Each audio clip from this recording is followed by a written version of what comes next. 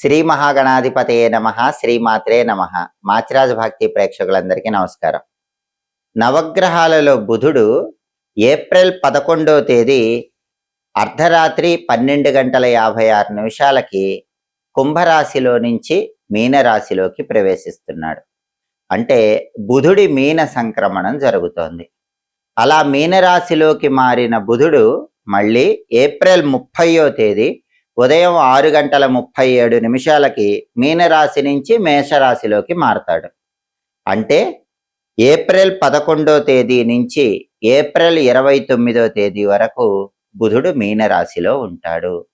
ఈ బుధుడి మీనరాశి సంచారం, బుధుడి మీన సంక్రమణం 12 రాశులకి ఎటువంటి ఫలితాలను కలిగింపజేస్తుందో, 12 రాశుల్లో ఏ రాశుల వాళ్ళకి బుధుడి మీన సంక్రమణం అనుకూల ఫలితాలు కలిగింపజేస్తుందో, ఏ రాశుల వాళ్ళకి బుధుడి మీన సంక్రమణం వ్యతిరేక ఫలితాలు కలిగింపజేస్తుందో, అనుకూల ఫలితాలు రెట్టింపు చేసుకోవటానికి, వ్యతిరేక ఫలితాలు తగ్గింపజేసుకోవటానికి బుధుడికి సంబంధించిన ఎలాంటి శక్తివంతమైన పరిహారాలు 12 రాశుల వాళ్ళు పాటించాలో ఏప్రిల్ 11వ తేదీ నుంచి ఏప్రిల్ 29వ తేదీ రాత్రి వరకు బుధుడు 12 రాశుల వారి రాశి ఫలితాల మీద ఎలాంటి ప్రభావాన్ని కలిగింపజేస్తాడో ఈ వీడియోలో మనం తెలుసుకుందాం. తదుపరి కర్కాటక రాశి. కర్కాటక రాశి వాళ్ళకి బుధుడి మీన సంక్రమణం వల్ల ఏర్పడేటటువంటి ఫలితాలు పరిశీలిస్తే కర్కాటక రాశి నుంచి లెక్కబెట్టినప్పుడు కర్కాటకం, సింహం, కన్య, తుల, వృశ్చికం, ధనుస్సు, మకరం, కుంభం, మీనం. బుధుడి సంచారంలో మార్పు జరిగిన మీనరాశి కర్కాటక రాశి వాళ్ళకి 9వ రాశి అవుతుంది.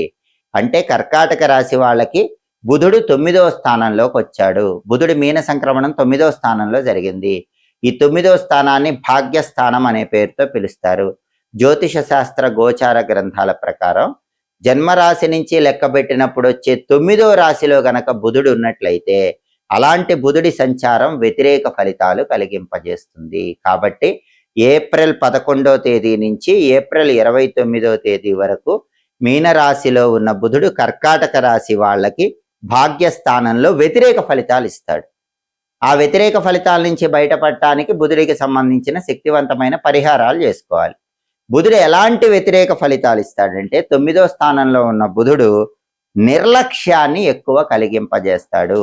అంటే ఉద్యోగ రంగంలో ఉంటే పని పట్ల నిర్లక్ష్యం, వ్యాపార రంగంలో ఉంటే పని పట్ల నిర్లక్ష్యం, శ్రద్ధ లేకపోవటం, చూద్దాంలే చేద్దాంలే అన్న ధోరణితో ఉద్యోగంలో పనులు లక్ష్య పెట్టకపోవటం, వ్యాపారాన్ని సరిగ్గా ముందుకు తీసుకువెళ్లే ప్రయత్నం చేయకపోవటం, అలాగే విద్యారంగంలో ఉంటే చదవవలసినవన్నీ చదవకుండా చదువు పట్ల నిర్లక్ష్య భావాన్ని కలిగింపజేయటం. ఇలా వృత్తిపరంగా 9వ స్థానంలో బుధుడు కర్కాటక రాశి వాళ్ళకి ఒక రకమైనటువంటి నిర్లక్ష్యాన్ని కలిగింపజేస్తాడు. అలసత్వాన్ని ఎక్కువ కలిగింపజేస్తాడు. అంటే ఎక్కువగా పోస్ట్ పోన్మెంట్ అంటారు. అంటే ఏ పని చేయాలన్నా సరే దాన్ని వాయిదా వేయటము, అలసత్వాన్ని ప్రదర్శించటం, ఇవన్నీ కూడా కలిగింపజేస్తాడు. అలాగే ఒక పని చెయ్యవలసి వచ్చినప్పుడు కర్కాటక రాశి వాళ్ళు ఆ పనిలో చొరవగా ముందుకు రారు. ఎవరు పని చేస్తారని అడిగినప్పుడు తప్పించుకు తిరగటానికి ప్రయత్నం చేస్తూ ఉంటారు. అటువంటి ఆలోచనను కర్కాటక రాశి వాళ్ళకి 9వ స్థానంలో బుధుడు కలిగింపజేస్తాడు. అలాగే కీర్తి ప్రతిష్టలు తగ్గేలాగా చేస్తాడు. అంటే మామూలుగా కర్కాటక రాశి వాళ్ళకి ఎంత మంచి పేరు ఉన్నప్పటికీ 9వ స్థానంలోకి బుధుడు రాగానే వాళ్ళకున్న మంచి పేరు అనేది తగ్గుతుంది. వాళ్ళకున్న కీర్తి గౌరవము తగ్గిపోయేలాగా, వాళ్ళ గురించి చెడు ప్రచారం అయ్యేలాగా 9వ స్థానంలో బుధుడు చేస్తాడు. అలాగే అసత్య వాచాలత్వాన్ని కలిగింపజేస్తాడు. అసత్య వాచాలత్వం అంటే అబద్ధాలు ఎక్కువగా చెప్పేలాగా చేస్తాడు. 9వ స్థానంలోకి బుధుడు రాగానే కర్కాటక రాశి వాళ్ళు చిన్న చిన్న విషయాలకు కూడా అబద్ధాలు చెప్పడం ప్రారంభిస్తూ ఉంటారు. సాధ్యమైనంత వరకు తప్పించుకు తిరగాలి, పనిని తప్పించుకోవాలి అన్న ఆలోచన వచ్చేలాగా చేసి అబద్ధాలు చెప్పి నోటికొచ్చింది మాట్లాడేలాగా చేస్తూ ఉంటాడు. అలాగే సంతానానికి కూడా ఇబ్బందులు కలిగింపజేస్తాడు. కర్కాటక రాశి వాళ్ళకి పిల్లలుంటే ఆ పిల్లల పరంగా ఆరోగ్య సమస్యలు కానీ, పిల్లల పరంగా ఉద్యోగ సమస్యలు కానీ, పిల్లలకు సంబంధించిన వివాహ సమస్యలు కానీ, ఇటువంటివన్నీ కూడా ఈ భాగ్యస్థానంలో ఉన్న బుధుడు కర్కాటక రాశి వాళ్లకు కలిగింపజేస్తూ ఉంటాడు. ఒక్కొక్కసారి సంతానానికి ఏమైనా ప్రమాదాలు జరిగే అవకాశం కూడా ఉంటుంది. తస్మాత్ జాగ్రత్త. అందుకే కర్కాటక రాశి వాళ్ళ పిల్లలు బండి మీద వెళ్తున్నా, కారులో వెళ్తున్నా కొంచెం జాగ్రత్తగా ఉండండి. ఎందుకంటే ప్రమాదాలను కూడా 9వ స్థానంలో బుధుడు కలిగింపజేస్తాడు. బుధుడు 9వ స్థానంలో భాగ్యస్థానంలో ఇచ్చే ఈ వ్యతిరేక ఫలితాలన్నీ తొలగింపజేసుకోవాలంటే కర్కాటక రాశి వాళ్ళు బుధుడికి సంబంధించిన శక్తివంతమైన పరిహారాలు చేసుకోవాలి. బుధుడి మీన సంక్రమణం వల్ల వ్యతిరేక ఫలితాలు వచ్చే రాశుల వాళ్ళు వ్యతిరేక ఫలితాలు తగ్గింపజేసుకోవాలన్నా, అనుకూల ఫలితాలు వచ్చే రాశుల వాళ్ళు అనుకూల ఫలితాలు రెట్టింపు చేసుకోవాలన్నా బుధుడికి సంబంధించిన శక్తివంతమైన పరిహారాలు చేసుకోవాలి. ఆ పరిహారాలు ఎప్పుడు చేసుకోవాలంటే బుధుడు మీనరాశిలో ఉన్నంత కాలం బుధవారాలు చేసుకోవాలి. అంటే ఏప్రిల్ 11వ తేదీ నుంచి ఏప్రిల్ 29వ తేదీ అర్ధరాత్రి వరకు ఈ మధ్యలో వచ్చే బుధవారాలు బుధుడికి సంబంధించిన శక్తివంతమైన పరిహారాలు ద్వాదశ రాశుల వాళ్ళు చేసుకోవాలి. అప్పుడు అనుకూల ఫలితాలు రెట్టింపు అవుతాయి, వ్యతిరేక ఫలితాలు పూర్తిగా తగ్గిపోతాయి. బుధుడికి సంబంధించిన శక్తివంతమైన పరిహారాల్లో మొట్టమొదటి పరిహారం స్నానం. అంటే ఈ సమయంలో వచ్చే బుధవారాలు మీరు స్నానం చేసే నీళ్లలో కొన్ని గరిక పూసలు కలుపుకొని ఆ నీళ్లతో స్నానం చెయ్యండి. అలా చేస్తే బుధుడి బలం పెరుగుతుంది. అలాగే మీరు స్నానం చేసేటప్పుడు ఈ సమయంలో వచ్చే బుధవారాలు బుధుడికి సంబంధించినటువంటి ప్రియంగు కళికా శ్యామం రూపేణ ప్రతిమం బుధం సౌమ్యం సౌమ్య గుణోపేతం తం బుధం ప్రణమామ్యహం అంటూ బుధుడికి సంబంధించిన ధ్యాన శ్లోకం చదువుకోవటం. ఒకవేళ ధ్యాన శ్లోకం చదువుకోవటం వీలు కాకపోతే బుం బుధాయ నమః అనే సులభమైన మంత్రాన్ని స్మరించుకుంటూ బుధవారాలు స్నానం చేయటం చెయ్యాలి. కాబట్టి ఏప్రిల్ 11 నుంచి ఏప్రిల్ 29 మధ్యలో వచ్చే బుధవారాలు స్నానం చేసే నీళ్లలో గరికపోచలు వేసుకొని స్నానం చేయండి. బుం బుధాయ నమః అనే మంత్రం చదువుకుంటూ స్నానం చేయండి. స్నానం చేసిన తర్వాత బుధుడికి ప్రియమైన దిక్కు ఉత్తర దిక్కు కాబట్టి మీ గృహంలో హాల్లో ఉత్తర దిక్కులో ఒక పీట ఏర్పాటు చేసి ఆ పీటకు పసుపు రాసి కుంకుమ బొట్లు పెట్టి ఆ పీట మీద బియ్య పిండితో ముగ్గు వేసి ఒక మట్టి ప్రమిదలో ఇంకొక మట్టి ప్రమిద ఉంచి ఆవు నెయ్యి పోసి 5 ఒత్తులు కలిపి ఒక ఒత్తిగా చేసి ఆ ఒత్తి ఉత్తర దిక్కు వైపు వెలిగేలా దీపం పెట్టండి. దీన్ని బుధ దీపం అనే పేరుతో పిలుస్తారు. బుధుడికి ఇష్టమైన అంకె 5.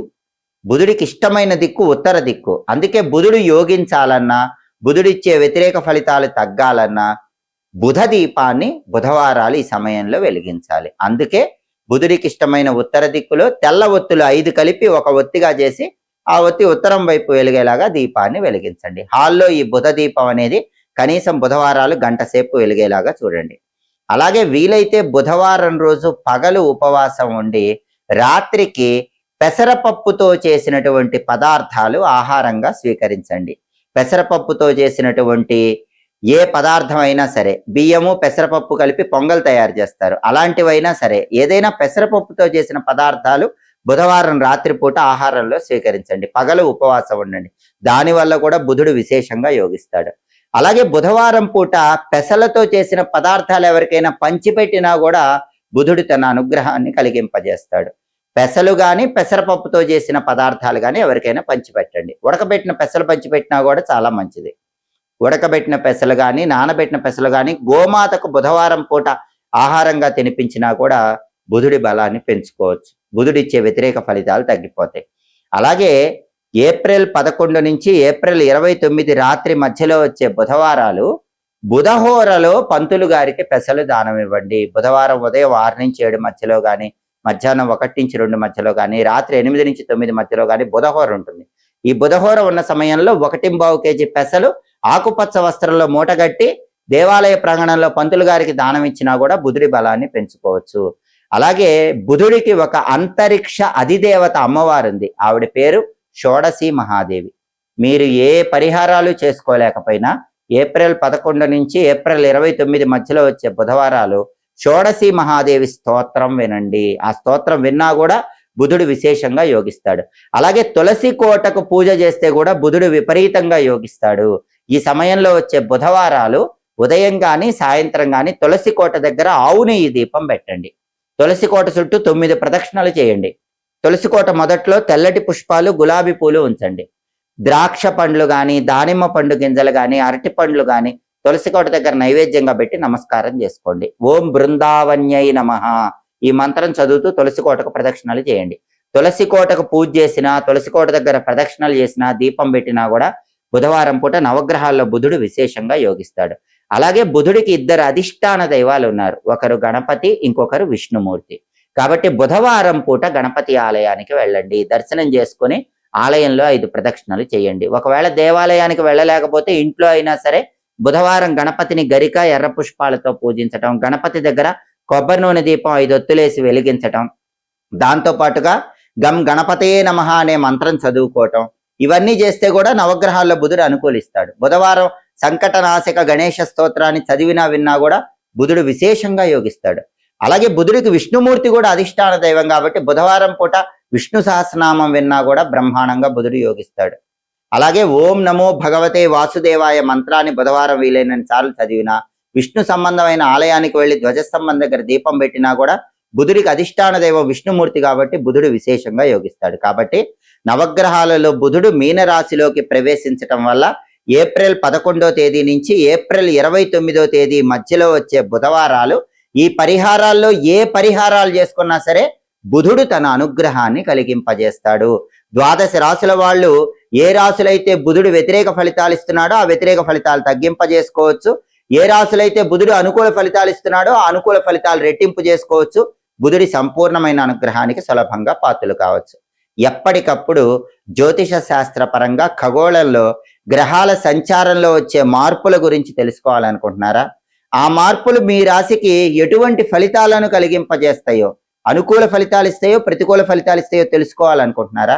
అనుకూల ఫలితాలు రెట్టింపు అవటానికి, ప్రతికూల ఫలితాలు తగ్గింపజేసుకోవటానికి ఎలాంటి పరిహారాలు చేసుకోవాలో తెలుసుకోవాలనుకుంటున్నారా? అయితే మా మాచిరాజ్ భక్తి ఛానల్ తప్పకుండా చూడండి.